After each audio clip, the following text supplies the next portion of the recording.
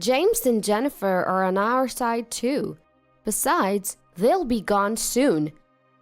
At those words, my hand stopped. "Hey, are you really going to do it?" "Don't say do it. It sounds bad. It's an accident. An accident." My eldest son David and his wife Lisa were talking so seriously that they didn't notice I was there. Jessica, the wife of my second son, spoke to me. "Jennifer, call the police right away." At those words, I hurriedly called the police. I am Jennifer. I turned 71 last month. I have dedicated myself to household chores without working outside, spending 50 years with my husband James. Thankfully, we've had a joyful time. We were blessed with 2 sons. It seems ordinary, but I think it's a very happy thing. James is the 2nd-generation president of a small wholesale company. He took over the company founded by my father-in-law 20 years ago.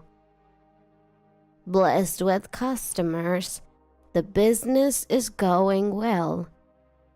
Now, our sons are working in my husband's company as executive directors. My eldest son David graduated from a famous domestic university. He's always been an excellent student, praised by his classmates' mothers. I was proud every time I attended a class observation. He studied hard even after going to college and graduated as valedictorian. Then he joined our company, where my father-in-law was president at the time. I was worried that he was too serious and didn't know how to interact with women, and his relationships with women were a complete failure. But 10 years ago, he brought home a beautiful woman 1 year younger than him. From what I had heard, she didn't seem to come from a wealthy family, but she always smiled at me and gave me gifts on birthdays.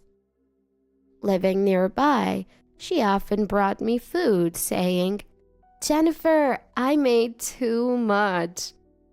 I found her to be a kind, thoughtful, and intelligent woman. They didn't have children, but I loved David and his wife very much. The problem was my second son. My second son, Daniel, was not as good at studying as David, but he seemed popular with girls, and during his college years, he was always with different girls. He barely graduated, and instead of joining my husband's company, he rebelled and joined a general company. There he met Jessica, a woman of the same age, and married her. Jessica, unlike Lisa, was unfriendly and kept our relationship to a minimum. She was very formal, giving gifts on Thanksgiving and Christmas and regularly coming home.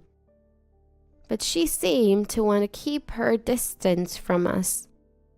She didn't want to live near our house and bought a condominium in the next town.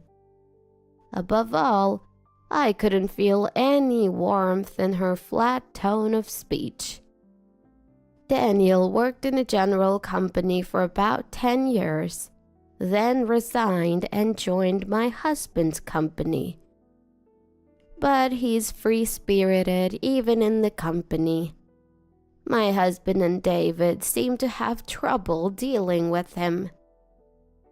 But even such a son, is dear to me as a parent. I expect David and Daniel to continue working hard for the company. One day, I went shopping alone. Spring is coming soon. I was looking for clothes to wear at the company's entrance ceremony. Although I don't work, I'm a director in name only. I rarely go to the company, but I occasionally work from home, preparing gifts for customers and socializing with other corporate presidents' wives. As part of that job, I attended the entrance ceremony every year. I headed to my favorite clothing store in the shopping mall. That's when I spotted a familiar figure. Lisa? It looked like her. No, but she was walking with a man. David is at work. It must be a case of mistaken identity. But I was still curious about the two. They went into a high-end brand store. I felt relieved. It was indeed a mistake. Lisa is supposed to be frugal.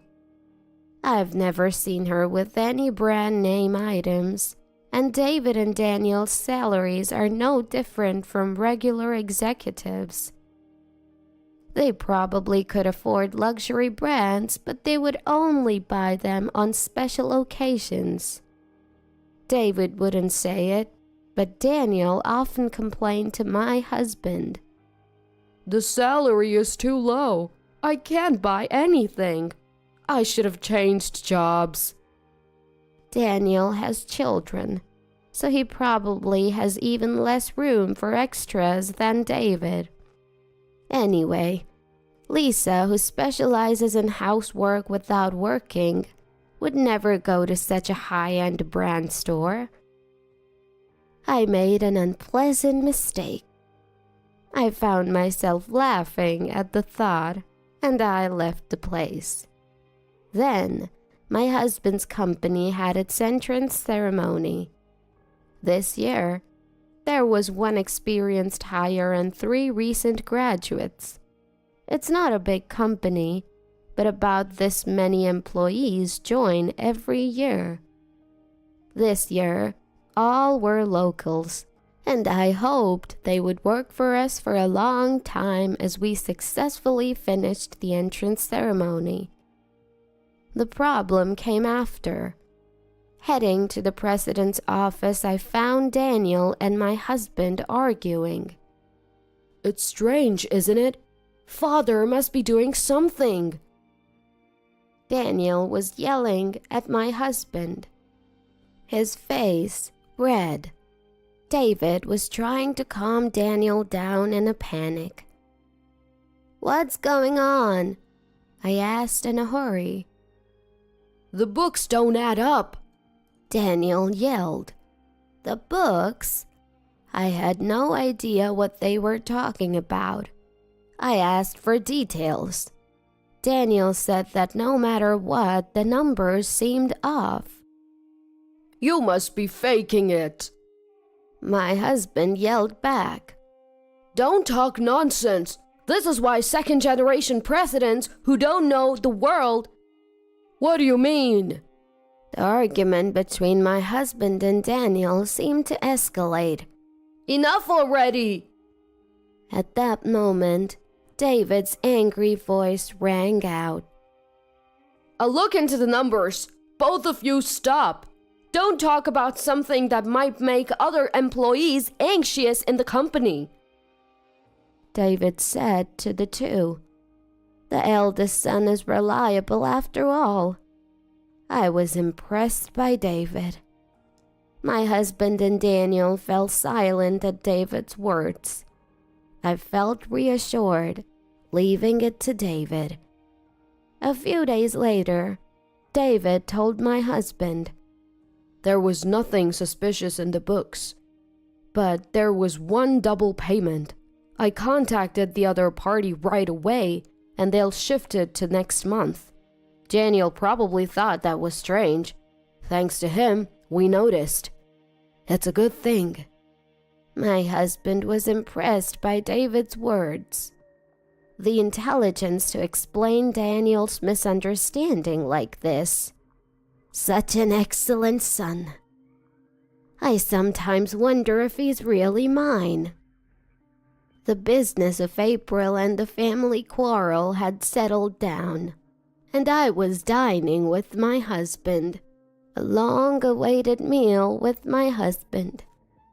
We splurged a little on a course meal at the region's top high-end steakhouse, which had earned a Michelin star. The dazzling meal was a joy to the eyes.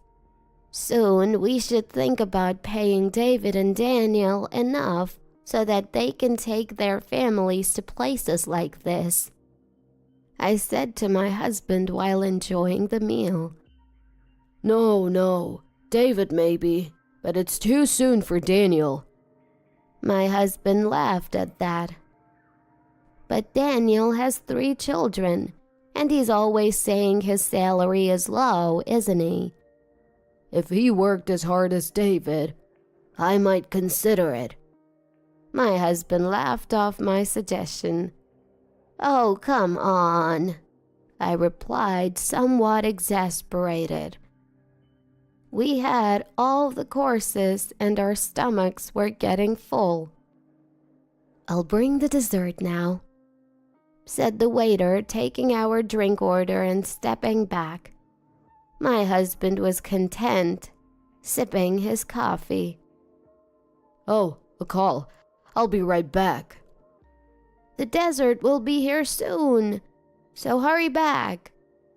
My husband checked his mobile phone and stood up. Left alone in the room, I sipped my coffee. A quiet atmosphere. I couldn't help but hear voices from the next room. So you see, that voice was louder. At the same time, it seemed like a voice I had heard before. Calm down, we're just saying we'll watch the situation for now. It was my eldest son, David. The previous voice must have been Lisa. Were they here for an anniversary or something? I was delighted to realize that the two were coincidentally in the next room.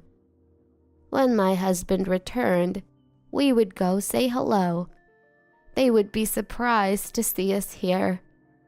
I quietly waited for my husband. I didn't intend to eavesdrop, but I could hear the familiar voices of the two quite well. What are you going to do by watching? I don't think Daniel would notice either. No, their voices were quite loud.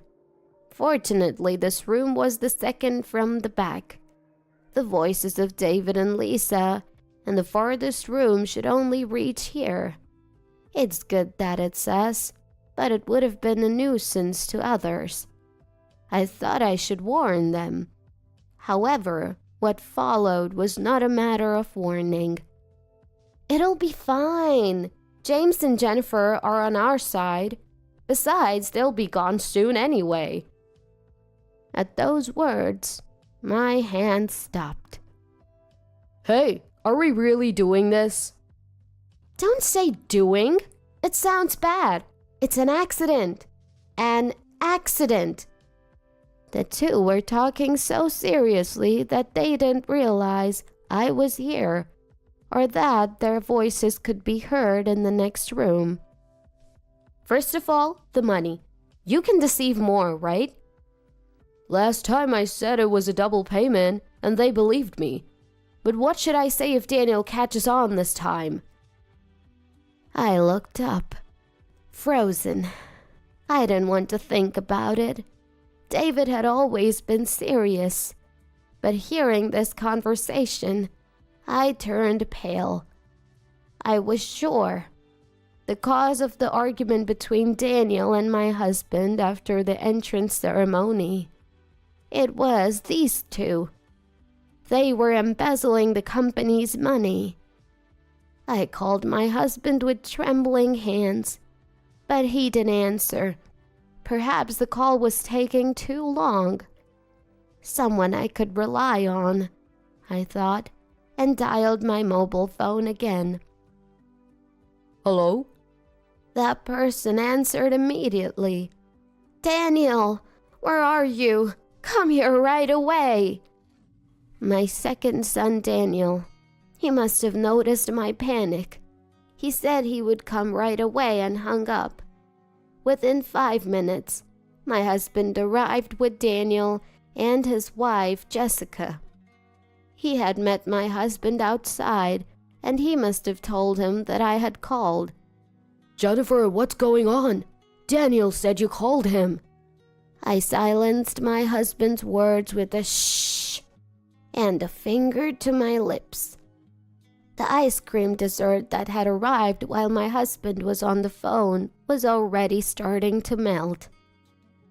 I quietly pointed to the next room. The three exchanged glances. They quietly sat down and focused on the voices coming from the next room. While my husband was away, I had been listening to the terrifying conversation next door alone. And even as time passed, the two continued their conversation. Only when the waiter brought food did the conversation pause. And then it started again. I felt sick at being betrayed by David and the content of that betrayal. Lisa, Jessica whispered. The voices from next door were audible, and my husband Daniel and Jessica must have realized who was there. So, daffodils, you know? There are accidents where people mistake them for vegetables and eat them. Lisa's voice could be heard. The three probably didn't understand the content yet. At least there will be a hospital stay for a while. If we're lucky, a funeral. So, make sure the embezzlement doesn't get discovered until then. Daniel let out a small, "What?" So if that is the case, we can wait and see, right? David's voice was also heard. It was the same conversation over and over. "No, we can't stop the money." At Lisa's voice, David said, "If they find out, they won't hand over the company to me." "It's impossible. There's no way they'll find out. Or rather, before they do, right?" The conversation must have seemed serious. Jessica quickly activated the voice recorder on her mobile phone. My husband said nothing. Silent. Daniel was trembling with anger. "Before they find out, daffodils. So that's why they were planted in the garden." "Yes, that's right. I've been bringing in my cooking, and they seem to like it. So even if it tastes a little off, they'll eat it, saying, 'Oh, I messed up.'" I understood the two's plan and their hidden faces. "What should we do? We need to feed them plenty. How much insurance money do you think they have?" Lisa's cheerful voice was followed by loud laughter. "Knowing father, he's got a lot on it. Finally, I'll be the president. It was worth obeying them all this time." David's triumphant voice. Daniel stood up in anger. My husband said nothing to stop him. "No!" It was Jessica who stopped him. "Why?" I said to Jessica. She was heartless. She hadn't been deeply involved with us, so it must have seemed like someone else's business. But Jessica calmly said, "If we confront them here, it will play into their hands. Surely Jennifer and James will be swayed by David and Lisa." My husband and I fell silent. "So what should we do? They're trying to poison father and mother," Daniel said. To that, Jessica replied, "It's okay. We have evidence. So, Jennifer, please call the police right away. Huh? I flinched at those words. Wasn't calling the police going too far? This is outright embezzlement, and they're trying to put those two in danger. It's a crime. If we leave it like this, Jennifer and James will be at the mercy of those two. But Jessica's words made me realize, that's right, if we continue like this. The thought sent shivers down my spine. I hurriedly called the police. Jessica explained the situation to the waiter, asking them to slow down the service to the two and make sure they didn't escape. And she also apologized for the inconvenience. If she hadn't been there, Daniel and my husband, with their heads hot with anger, would have stormed next door, and I, drained of all energy, would have forgiven the two without doing anything. After a while, we heard the sirens of police cars. Hearing that, Jessica went outside to guide the police. The three of us were told by Jessica to wait in the room, as we probably wouldn't be able to stay calm, so we decided to do so. We heard Jessica and the police's voices, and then they opened the door to the next room. What is this? Lisa's voice was heard. Jessica? And the two seemed to have noticed Jessica. David, Lisa, I've heard your conversation. I thought it necessary, so I called the police. Let's talk at the police station so we don't cause trouble for the restaurant. Jessica's calm voice had never sounded so reliable. What are you talking about? We were just having a normal conversation. Yeah, what will James and Jennifer say when they find out about this? The two probably thought Jessica did this on her own. They mentioned our names and resisted loudly. You're trying to frame David by calling the police because Daniel can become president? Don't take it out on us. Lisa said that. Hearing those words from next door, my husband stood up. Father. Daniel looked at my husband. The battle was still going on in the next room. For now, let's move. Jessica's voice. Following that, Can we ask you to come voluntarily? The police officer asked the two. Voluntarily? No, I'm not going. I haven't done anything wrong. Lisa said that. Yeah, that's right. There's no need to go. David's voice was also heard. Is that so? I thought you might have an excuse. Well, we're going to the police station now to submit a report. Shall we go? Jessica said that. She must have spoken to the police officer. The two didn't seem to feel any remorse. We had to go to the police station ourselves, so we stood up. I stumbled a bit. Daniel supported me. Mother, are you okay? Yes. Daniel had become quite reliable, though. He had been through a lot. We left the room. In the hallway were police officers, probably calling out to the next room. David and Lisa must have been in the back. Mother, are you there? David shouted as if he could hear us, probably having just realized we were there. His voice sounded frantic. If you want to make excuses, I think you should come with us. Next, the police will come with an arrest warrant to pick you two up. Jessica calmly said that. The two seemed to have stood up at her words. I had completely forgotten about it in shock, but Jessica had taken care of the bill. And so, David and Lisa were taken to the police station in a police car. We followed them in our car. When we arrived at the police station, David and Lisa, who had arrived earlier, seemed to be appealing to the police, saying things like, It's a misunderstanding. And, It's Jessica's mistake. we could hear them from outside the room. Another officer guided us to a separate room. There, I told everything I had heard earlier about embezzling the company's money and about preparing daffodils to feed us.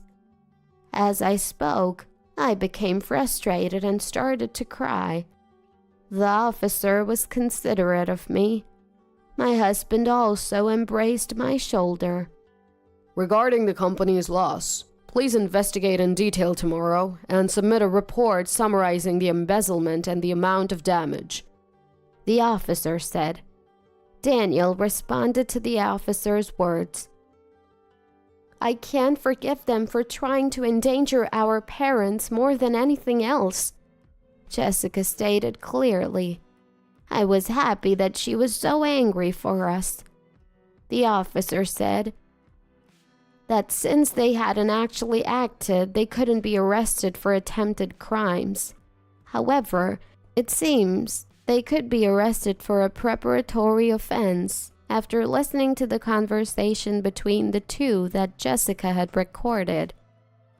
They had actually prepared daffodils as poison and had been providing us with food to lower our guard. The photos I had taken of Lisa's cooking would also be evidence. I hadn't taken them with that intention, but I thought it was surprising how they came in handy. As I talked to the officer and listened to Jessica's voice, my sadness turned into bubbling anger. They must be arrested and made to reflect. But more than that, the feeling of being betrayed by my eldest son, whom I had raised with care, and his wife, whom I had adored, grew stronger. I thought they should see hell. I was scared of myself for thinking that. As a parent, I might be disqualified for thinking that way. But I also think it's inevitable to feel that way because I'm a parent. We decided, with Jessica and Daniel, that it would be best not to see David and Lisa. My husband, who was completely angry, didn't want to see them in the first place, and I might forgive them if I saw their faces. That's not true. I'm pretty angry too. But it was also true that I might forgive them if they apologized. We left the rest to Daniel and Jessica and went straight home. It seemed that Jessica's mother had come to play with the grandchildren, and she was taking care of them. So they told us not to worry and to rest. I was very grateful for that feeling. The next day, the police contacted us. In the end, the two didn't admit to anything. However, Daniel investigated the embezzlement facts and amount in one day. It was about 10 years. Starting from the first year of their marriage, they had embezzled nearly $2 billion. Sometimes a few $100s a month, sometimes a large amount. When I heard that, everything went dark before my eyes. I had been deceived for so long. Jessica, who had come to care for me, took care of the housework and communication with the police on my behalf since I couldn't move. It seems that Jessica's mother continues to take care of the children.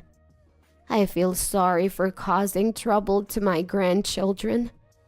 Daniel consulted with the police and filed a complaint. Now, at least David will be arrested.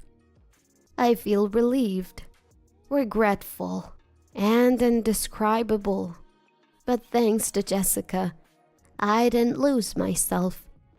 And they were also arrested for the preparatory offense.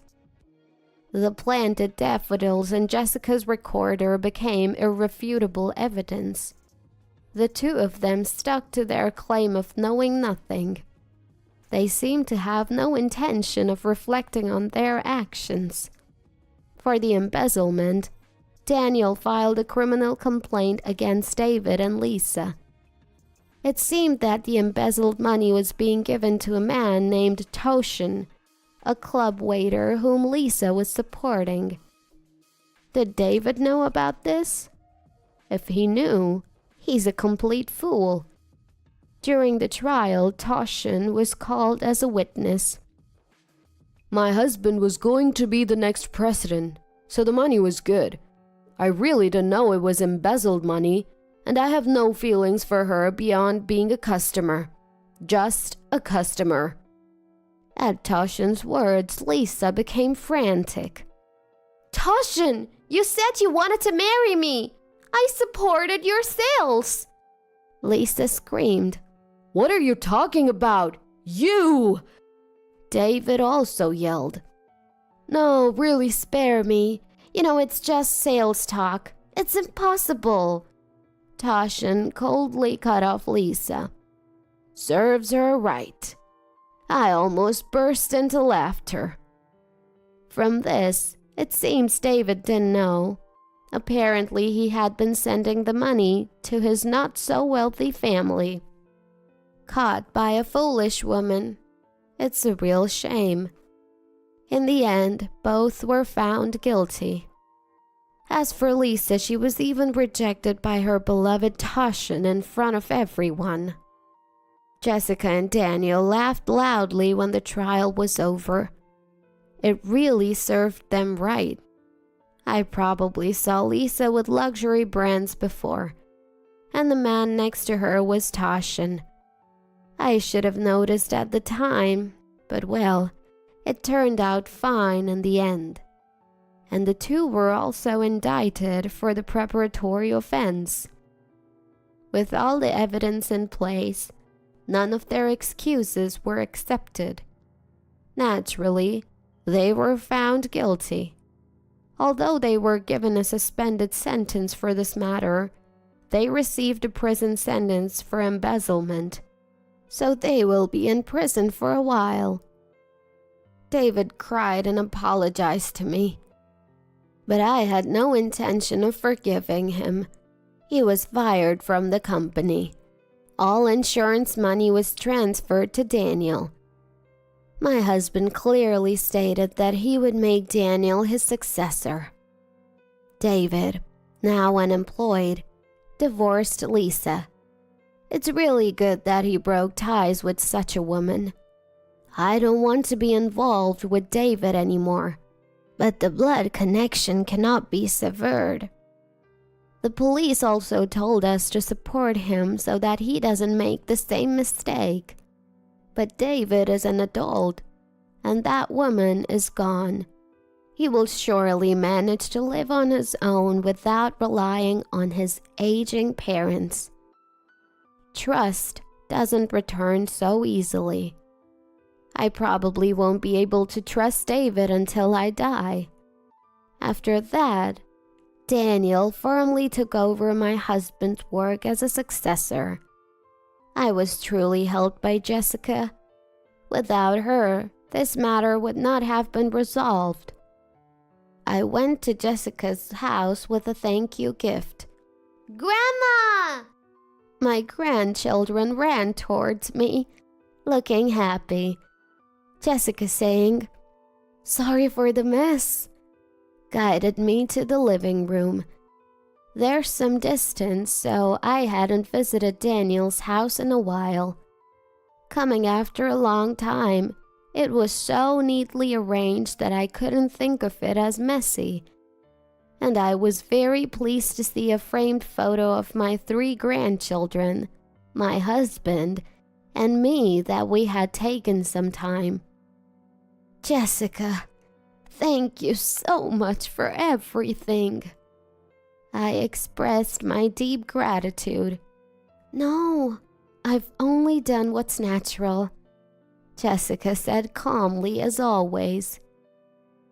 Actually, I used to be uncomfortable with Jessica. You didn't try to get close to our house, did you?